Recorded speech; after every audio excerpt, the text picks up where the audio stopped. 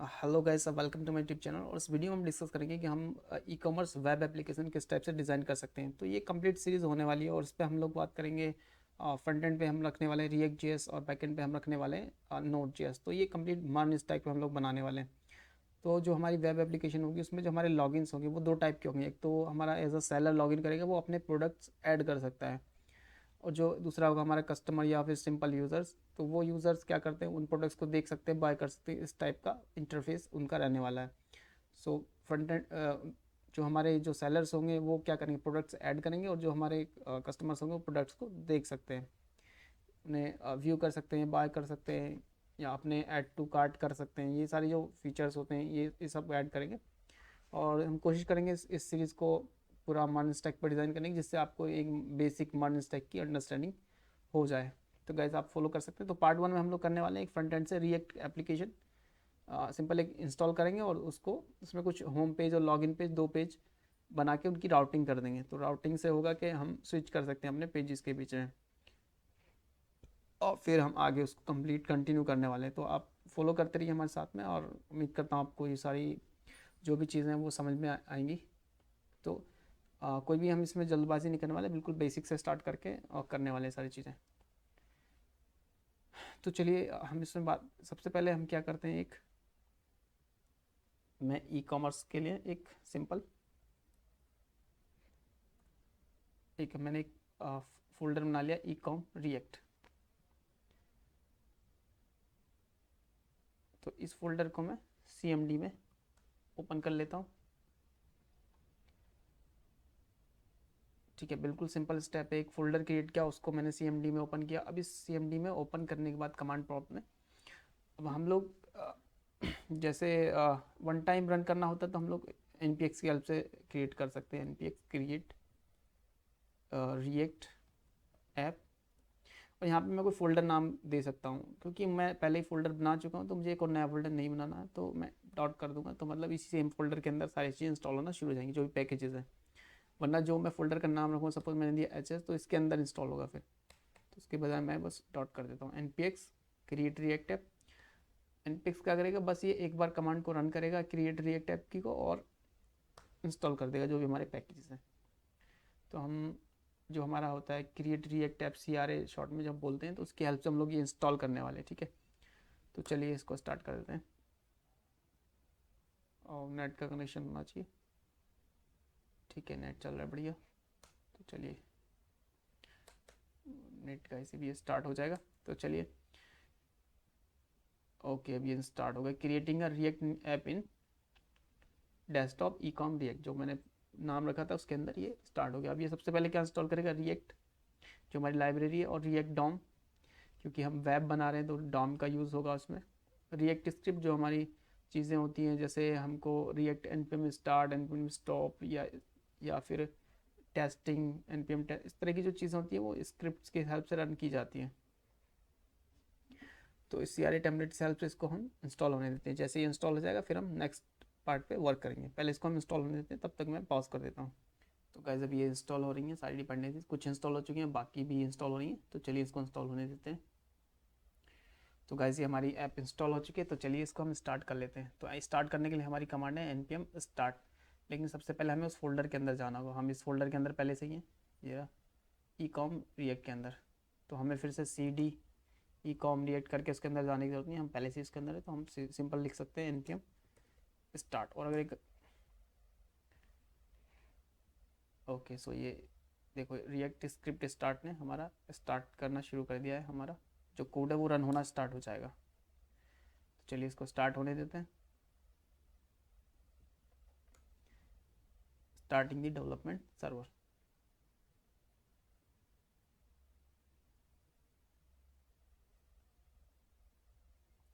Chrome में चलते हैं।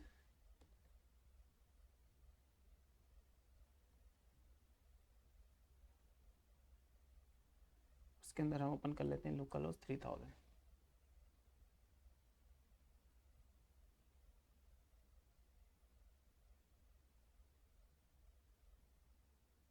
Okay, web pack compile successfully.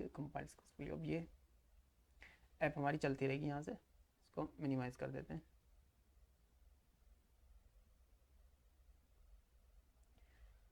चलिए अब इसको हमको कुछ एडिटिंग अगर इस फोल्डर के अंदर हमें करनी है तो हमें इसको VS कोड या किसी भी कोड एडिटर में ओपन करना होगा। तो चलते हैं इसके अंदर,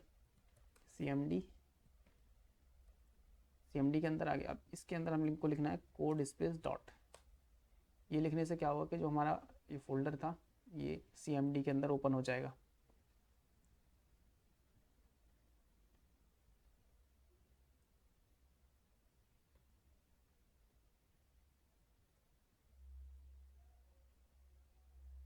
इस वाले को काट देते हैं क्योंकि एक ही चलने देते हैं, इसके अंदर हमारी ऐप रन हो रही है। ये फोल्डर्स को भी कट कर देंगे, अब इनका कोई रोल नहीं है। ठीक है, चलिए अब हम जो भी एडिटिंग करते रहेंगे वो सेव होता रहेगा और जो हमारा इसके अंदर जो भी चेंजेस होते रहेंगे वो हमें लाइव दिखते रहेंगे। तो इसको मैं बिल्कुल साइड में कर देता हूँ और इसको भी मिनिमाइज कर देता हूँ जिससे आपको ज़्यादा दिख पाए स्क्रीन। चलिए तो भी थोड़ा सा कम कर देते हैं। चलिए चलते हैं, इसके अंदर हमारे जो भी डिपेंडेंसीज वो इंस्टॉल्ड है। पब्लिक के अंदर हमारे जो कुछ फैब आइकन और index.html फाइल होती है वो इंस्टॉल होती है। तो यही वाली फाइल हमारी रन होती है और इसके अंदर हम लोग जो हमारा डिव है ये रूट, इसको हम जावास्क्रिप्ट की हेल्प से क्या करते हैं, गेट करते हैं document.getElementById, जो कि सिंपल जावास्क्रिप्ट होती है, जो कि हमारी index.js फाइल के अंदर होगी, src के अंदर index.js फाइल में। तो यहाँ पे हमने क्या किया हुआ है, हमारा जो उसको गेट किया हुआ document.getElementById रूट, जो हमारा वो डिवीज़न था उसको गेट किया और उसके अंदर हमने कुछ रेंडर करा दिया। तो हमने रेंडर कराया किसको, ऐप को।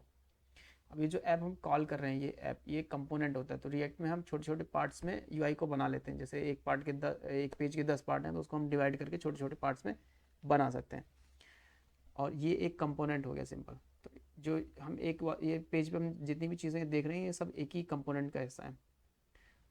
तो इस कंपोनेंट का इस टाइप से कि जैसे ये होता है, जैसे हम फंक्शन बनाते हैं और उसको कॉल करते हैं तो वो कुछ नंबर रिजल्ट आउटपुट रिटर्न करता है। तो उसी टाइप से ये ऐप कॉलिंग होती है। जैसे इस ऐप को हमने यहाँ क्रिएट किया और ये बनाया हमने यहाँ पर app.js।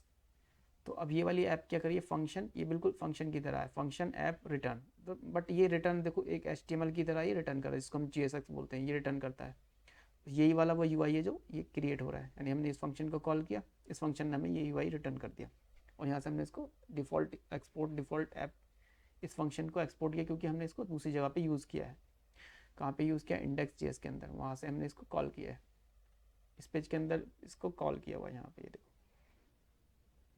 तो चलिए अपनी app.js यानी यहाँ से हमारी एडिटिंग स्टार्ट कर सकते हैं। तो जो हमारी ये वाला जो एंकर टैग है, अगर मैं इसको हटा दूँ तो ये वाला लिंक हट जाएगा और अगर ये पैराग्राफ में हटा दूँ तो ये पैराग्राफ हट जाएगा और अगर मैं इस इमेज को हटा देता हूँ तो ये वाला आइकन भी चला जाएगा। चलिए इसके पीछे बैकग्राउंड कलर जो लगा हुआ है ये भी हट जाएगा, सिंपल कलर इसका अब हो गया। अब इसके अंदर हम कुछ भी लिखेंगे वो लाइव इधर दिखने लगेगा। ठीक है, तो ये हम आ चुके हैं हेलो रिएक्ट, हेलो ecom, कुछ भी, ये एक सिंपल HTML की तरह है, कुछ भी लिखेंगे इसके अंदर हमें शो होता रहेगा। चलिए तो हमने करना क्या है, एक ये टर्मिनल हम ओपन कर लेते हैं।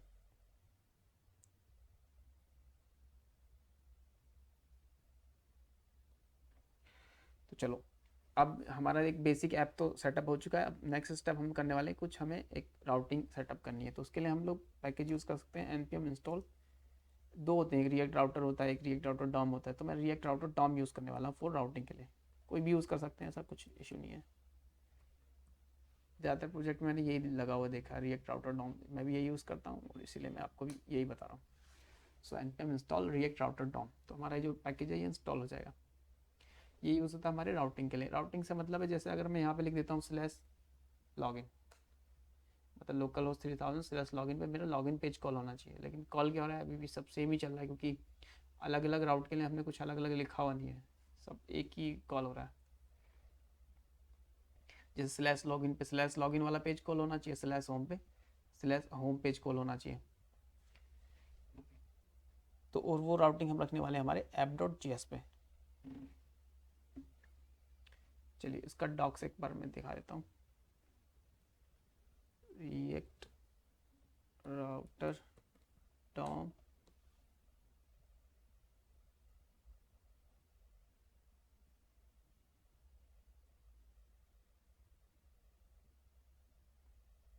तो इंस्टॉल हो चुका है। तो ये बोलते हैं सबसे पहले आप ये कर लीजिए इंस्टॉल, जो हम कर चुके हैं npm क्रिएट रिएक्ट ऐप, और एक ऐप का नाम हमने डॉट रख के सेम ही फोल्डर के अंदर कर दिया था। फिर उसके अंदर जाना था और उसको रन करना था, और फिर यहाँ से हम लोग रिएक्ट राउटर डॉम के अंदर से कुछ चीज़ें जो यूज़ करते हैं तो उनको हम इंपोर्ट कर सकते हैं। तो चलिए सबसे पहले हमको इंपोर्ट कर लेते हैं रिएक्ट राउटर जो हमने इंस्टॉल किया, उस पैकेज के अंदर से हमें क्या क्या चाहिए। तो उस पैकेज के अंदर से हम लोगों को क्या चाहिए होगा, हमको सबसे पहले राउटर। तो ब्राउज़र राउटर एज राउटर मैं लेके आ रहा हूँ, एज ना करते हो मैं ऐसे ही रखूँगा ब्राउज़र राउटर कॉमा। अब यहाँ पे हम लोग क्या, पहले जो पुराने वर्जन होते थे उनमें हम स्विच बोलते थे, लेकिन अब इसको हम बोलते हैं राउट्स बोलते हैं कॉमा। राउट को अभी भी राउट ही बोलते हैं एक सिंगल राउट के लिए। और बस अभी फ़िलहाल हमें इतना ही चाहिए। लिंक हमें चाहिए होते हैं पेजेस के बीच में, जहाँ जहाँ पे हमें ज़रूरत होती है। उसको किस में से हमने यूज़ करना है, रिएक्ट राउटर टॉम के अंदर से।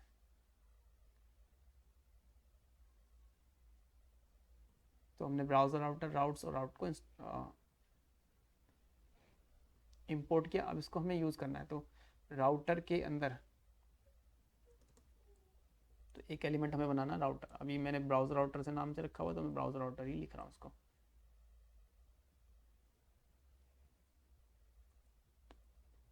और ब्राउज़र राउटर के अंदर हमें लिखना होता है हमारा, यहाँ पे जैसे इन्होंने स्विच लिखा हुआ है, हमें रखना है राउट्स, ROUTS राउट्स।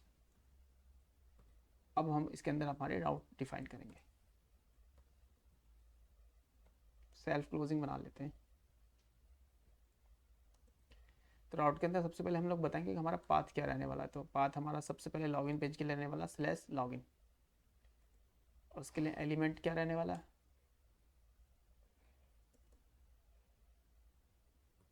तो एलिमेंट होता है एक कंपोनेंट। जैसे हमने इस ऐप कंपोनेंट को कॉल किया था यहाँ पे, पहले इसको इंपोर्ट किया और फिर इसको यूज़ किया। तो इस टाइप से ही हम लोगों को क्या करना है, हमें अब कंपोनेंट्स बनाने चाहिए। अभी ये एरर दे रहा होगा, नहीं चलेगा ये। अब हमें कंपोनेंट्स चाहिए। जैसे इन्होंने यहाँ पे एक अबाउट कंपोनेंट बनाया हुआ है और इसको इंपोर्ट किया हुआ है, ठीक है। तो उस तरह का हम बना लेते हैं। अब SRC फोल्डर के अंदर हम एक फोल्डर बना देते हैं कंपोनेंट्स नाम से। इसके अंदर हम सारे अपने कंपोनेंट्स बनाएंगे, ठीक है। इस कंपोनेंट्स के अंदर हम लोग बनाते हैं login.js, ये हमारा लॉगिन पेज है।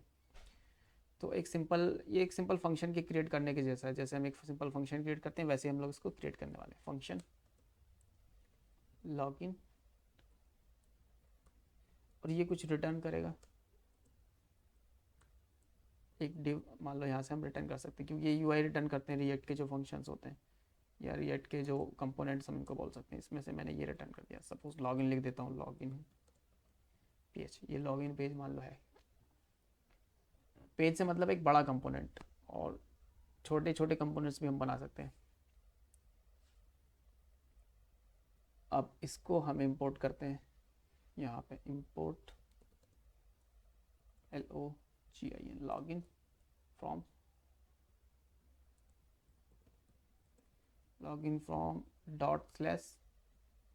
./कंपोनेंट्स के अंदर जाना है हमें। देखो कंपोनेंट्स और जो हमारा ऐप जैसे सेम लेवल पे है, तो ./कंपोनेंट्स। अब कंपोनेंट्स के अंदर जाना है तो और स्लैश, ये हमारा हो गया लॉगिन, ठीक है।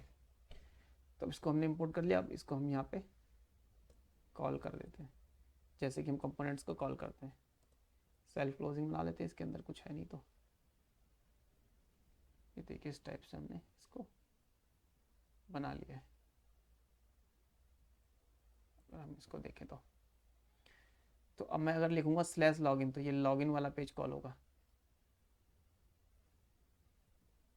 /login लॉगिन वाला पेज कॉल नहीं होगा। ये कह रहा है कि पहले जो आपने कंपोनेंट बनाया वहाँ से एक्सपोर्ट तो कर दो, खाली बना दिया, एक्सपोर्ट किया नहीं है। तो ये फंक्शन मैंने बना तो दिया, बट ये कहीं यूज़ नहीं हो सकता जब तक कि मैं इसको एक्सपोर्ट ना करूँ। तो ये वही बोल रहा था अगर कि एक्सपोर्ट नहीं किया आपने, या तो डिफ़ॉल्ट एक्सपोर्ट करो या फिर कुछ ना कुछ तो एक्सपोर्ट करो वहाँ से। तो इस फाइल से मैंने लॉगिन जो मेरा फंक्शन है इसको मैंने एक्सपोर्ट कर दिया, मतलब ये फंक्शन मैं अब कहीं भी यूज़ कर सकता हूँ। और मैंने यहाँ से इंपोर्ट किया और यहाँ से यूज़ कर लिया। तो अब लॉगिन पेज पे लॉगिन कॉल हो रहा है। और अगर मैं इसको कर देता हूँ /home, कुछ कॉल नहीं हो रहा है क्योंकि लॉगिन होम पेज जैसा कुछ बनाया नहीं हमने। तो हम लोग बना लेते हैं एक और, चलिए लिखते हैं राउट,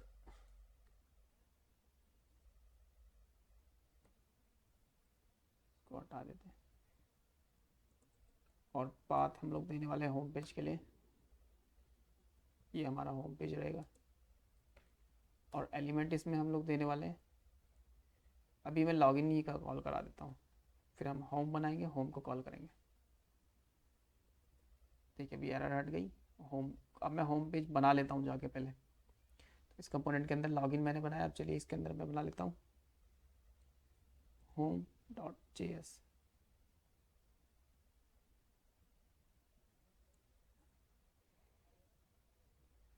अब इसके अंदर सिंपल होम पेज बनाना, तो होम पेज का एक फंक्शन बनाना होगा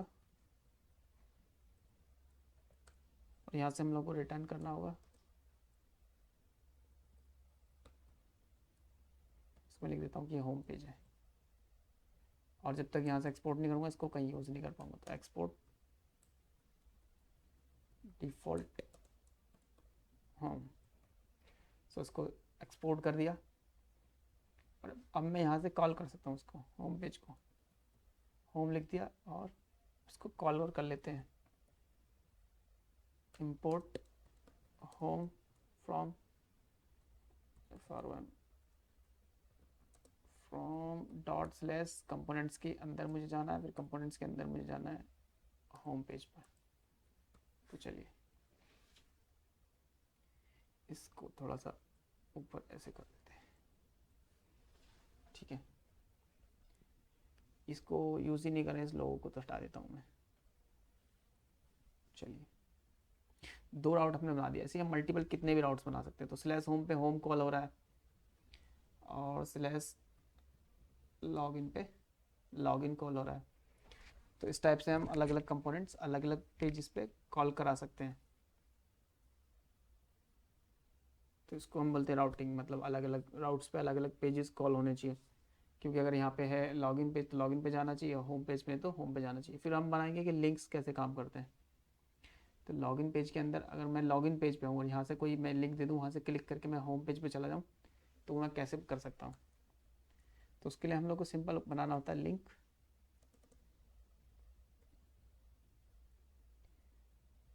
ठीक है, अभी लिंक डिफाइन नहीं है, मैं लिंक को डिफाइन करूँगा, लिंक टू / जो मेरा राउट था होम पे जाने के लिए वो क्या था, टू होम।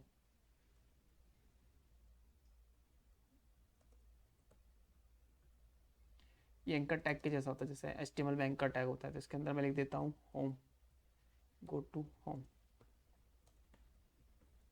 तो अगर इसमें मैं क्लिक करूँगा तो मैं होम पेज पे चला जाऊँगा, लेकिन पहले मुझे इस लिंक को डिफाइन करना पड़ेगा। डिफाइन क्या मतलब, इसको इम्पोर्ट ही करना है। और लिंक हमें मिलता है कहाँ से, रिएक्ट राउटर डॉम से। अब रिएक्ट राउटर डॉम से हमें बहुत सारी चीज़ें मिलती है, इसलिए हम जो चाहिए होता है वो ब्रैकेट्स लगा के उसके अंदर से एक एक करके इम्पोर्ट करते हैं जो भी हमें ज़रूरत होती है। अगर किसी चीज़ में से इम्पोर्ट बताता हूँ कैसे होती हैं ये चीज़ें, फ्रॉम रिएक्ट राउटर डॉम। ठीक है, अब रिएक्ट राउटर डॉम जो पैकेजेस के अंदर से मल्टीपल चीज़ें एक्सपोर्ट की गई हैं, तो जो हमें ज़रूरत है हम वो निकाल के यूज़ कर लेते हैं। जैसे हमने ऐप.js पे क्या क्या किया था, ब्राउज़र राउटर राउट्स, ये सब जो भी चीज़ें हैं ये सब कहाँ से इंपोर्ट हो रखी हैं, एक्सपोर्ट हो रखी हैं यहाँ से रिएक्ट राउटर डॉम से।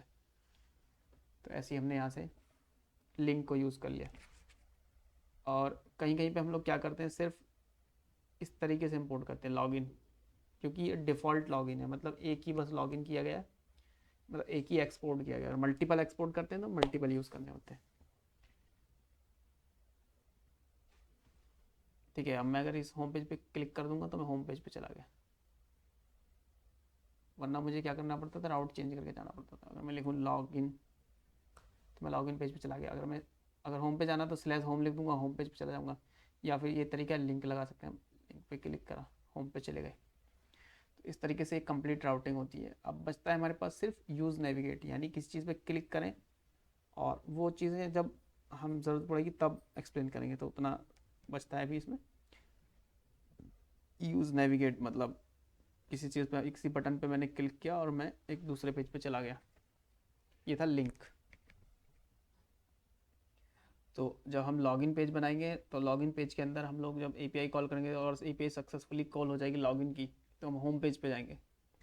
जब होम पेज पे जाएंगे तो तब वहाँ पे उसका यूज़ होगा, तो वो हम नेक्स्ट वीडियो में डिस्कस करेंगे वो सब चीज़। तो नेक्स्ट वीडियो में लॉगिन पेज और होम पेज पे का कुछ डिज़ाइन और कोशिश करेंगे कोई डमी एपीआई हम यूज़ कर लें, और फिर हम बैकएंड पे चल के लॉगिन और होम पेज के लिए कुछ प्रोडक्ट्स की एपीआई हम क्रिएट करेंगे।